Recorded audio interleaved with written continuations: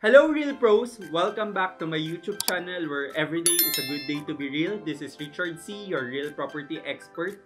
And for today's vlog, because it's mid-year already and we're almost halfway there, I'd like to review the first half of the year, the current economic outlook, the current situation, the real property scenarios, or the real situation about real estate prices and all those. So before I start this vlog, I'd like to say that the data is not mine. The data is from Jones Lang Lasal. So thank you for letting me borrow your data. So ready Real Pros? Let the discussion begin.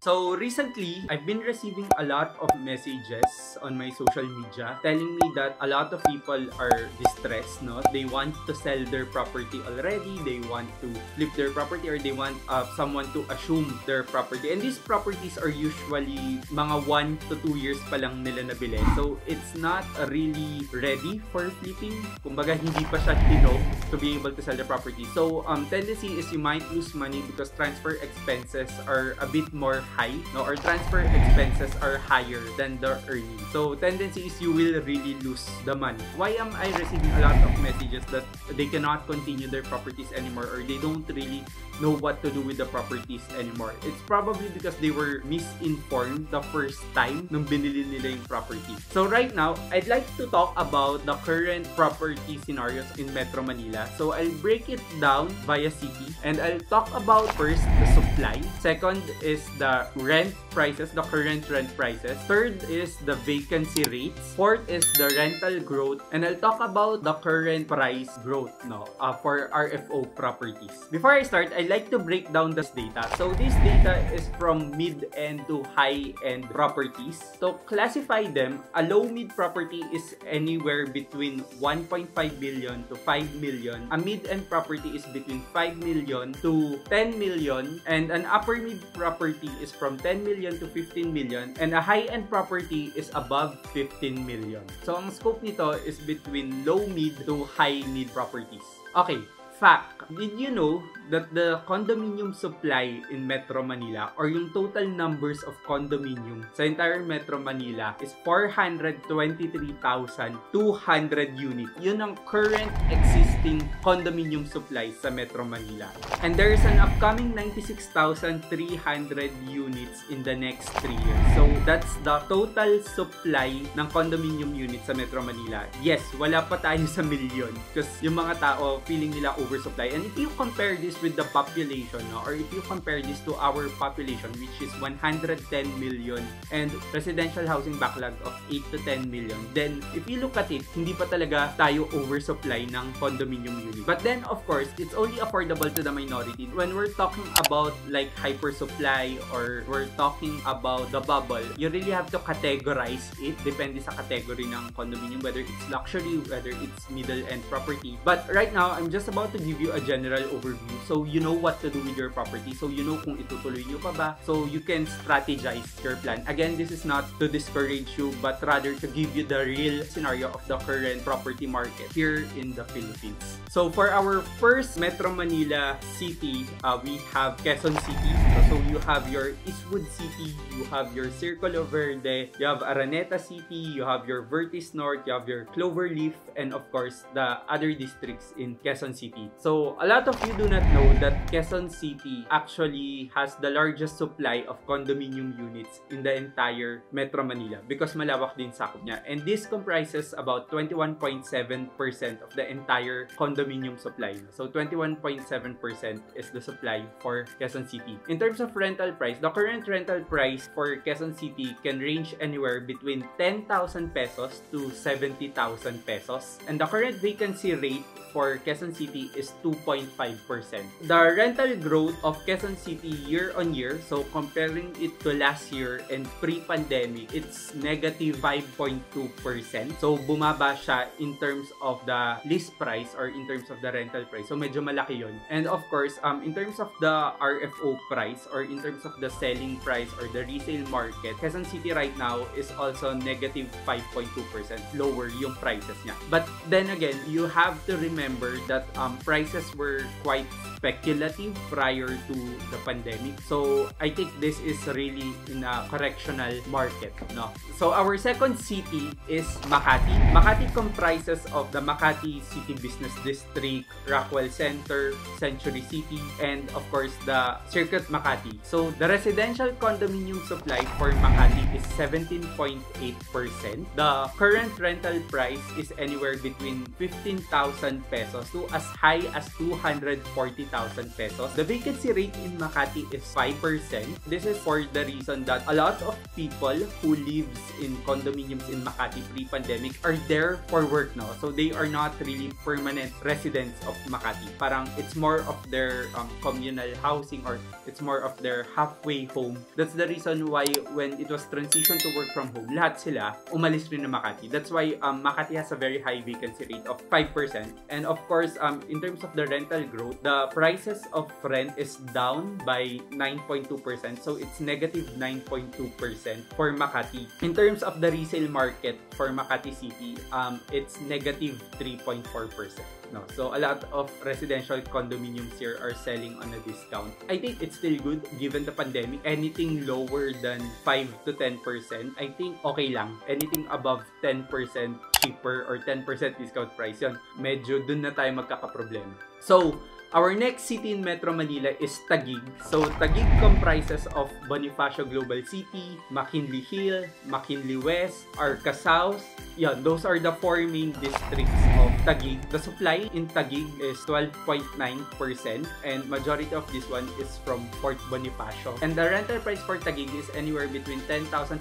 This is yung mga nasa outskirts ng BGC to as high as 300,000 pesos. So, ito yung mga penthouse units din sa BGC, and of course like the Horizon Homes of Shangri-La. Taguig has one of the highest vacancy rates. It's 6%. Unlike Makati, Taguig is more of a residential condominium. So it's live, work, and play concept, especially for BGC. So people do live there whether they work there or not. The reason for high vacancy rate of Taguig, 6%, two things. One is expat, because we don't have expat here right now, which is the majority of the market for Bonifacio Global City and other Taguig districts. The second reason is there are a lot of new units that are currently being turned over. So it adds up to the vacancy rate. No? So tumataas yung vacancy rate pag may bagong building na turn over and people are just about to list it out yet. So because of that, 6% yung vacancy rate sa Taguig. In terms of lease prices, in terms of the current rental price, almost same with Makati. The rental price in BGC right now is negative 9.3% compared to last year. So pababa yung rental rate niya. So I bet walang masyadong escalation na nangyari. And I do know a lot of tenants that did negotiate and did ask for rent reviews. A lot of owners allowed rent reviews. So this is one factor din. Rather than bakante yung unit, it's not that easy to look for a renter these days. They just give a discount. Kaya negative 9.3. And of course, for the resale market, it's lower than 4.6% compared to pre-pandemic. Now, our next city is Manila. So, Manila comprises of districts from Binondo, from Taft. So, for Manila, the residential condominium supply in Manila is 10.3%. So, it contributes 10.3% of the entire supply ng Metro Manila. Current rental prices could be as low as 10,000 pesos to 80,000 pesos. So, kunin nyo na lang yung average doon because depende pa rin siya sa property, depende pa rin siya sa unit. For Manila, medyo maganda yung data niya. The residential vacancy for Manila is 0.6% or 0.6%. It's one of the lowest vacancy rates among all the cities. So, the rental growth for Manila is down by negative 7.7%.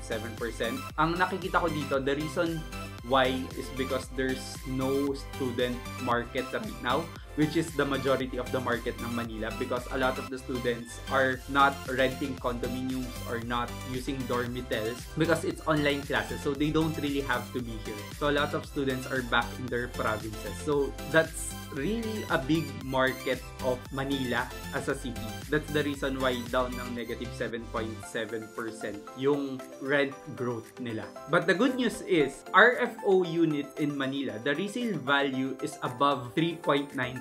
And this is the only city kung saan nag-increase yung resale value compared to last year. I think because the prices in Manila had always been fair. That's the reason. It was never speculative. Kaya I think they are still able to escalate a little yung prices nila. And also, Manila has improved a lot with the projects ng LGU and government nila. So there's a lot of improvement. So a lot of people are trying to invest more in Manila. That's why it's up by 3.9% or near to 4%. This is the only city na merong positive growth rate in terms of the resale market. Now for Pasig comprises of Ortigas Center, Capital Commons, Arcovia City, Ortigas East, and other districts such as Bridgetown. So for Pasig, the current prices is between 15,000 pesos to 100,000 pesos. The vacancy rate is at 3.5%. In terms of the list price or the rent growth is at negative 1.91%. So hindi rin ganun kataas yung binaba niya because again, Pasig is more of a residential area rather than people who stays there to work. And then for the resale market or the resale growth, it's negative 1.21%. So, given the scenario, given the situation, Pasig is doing good naman. Of course, you have your Mandaluyong, wherein you have your Shangri-La, you have your Greenfield District, you have the Shaw area of Mandaluyong. So for Mandaluyong, it comprises of 9.4% in terms of the entire supply. Rental could be anywhere between 12,000 to 55,000 pesos on an average. The current vacancy is at 3.9%. The current rent growth is at negative 7.5%. So again, it's another city na medyo mataas yung impact in terms of rental. And nakita ko talaga siya na sobrang daming bakante, and units before na 55,000 are being leased out at 30,000 pesos na lang sa listings namin. So yeah, but I think it's at negative 7.5% growth rate for Mandaluyong is fair. The reason for this is because Mandaluyong is actually the second city in Metro Manila where it's dominated by the Chinese market. So a lot of the Chinese POGOs were operating in Mandaluyong, and then now that a lot of them umuwi na, naapektuhan yung Mandaluyong in general, no? But then again, Mandaluyong is a residential area. A lot of people would like to live in Mandaluyong because it's at the center, it's easily accessible to anything. So I guess it should pick up soon. In terms of the resale value of Mandaluyong, resale growth, it's at negative 3.1%. So lower ng negative 3.1%. Okay, now we have Pasay City. So Pasay comprises of the Mall of Asia district and the Newport district, no, near the airport. So currently, the current supply for Pasay is 6.5%. So hindi rin malaki yung contribution niya in terms of the supply. That's why it's easy to speculate the price in this city. Rental could be anywhere between 19,000 pesos to 100,000 pesos. You have to remember that pre-pandemic, Pasay had the most expensive rental rate in the entire Metro Manila. Again, because of the Chinese market. But now that they're gone, sobrang bagsak nung rental rate right now. In terms of the vacancy rate is at 3.1%. I think this is still a good rate for Pasay, even though they were strongly dominated by the Chinese market. So 3.1 vacancy is not really that bad, given the scenario that a lot of the Chinese expats are moving out of the country. In terms of the list growth, it's at negative 7.7%. So a slightly higher than Mandaluyong. And in terms of the resale value, this is one of the biggest dip in terms of property prices. It's at negative 9.5%.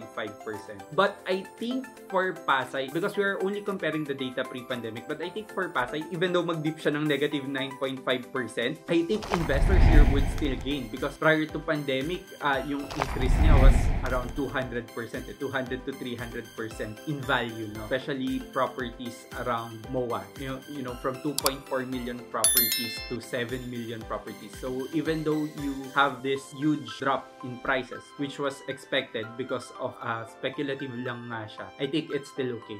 Okay, last two. Now, we have Parañaque, which comprises of the Asiana City. So, the supply in Parañaque covers 5.8%, and the rental rate for Parañaque is between 10,000 pesos to 89,500 pesos. In terms of the vacancy rate, it's at 2.1%. And in terms of the rental growth rate, Parañaque is the only city na merong positive growth rate at 4.4%.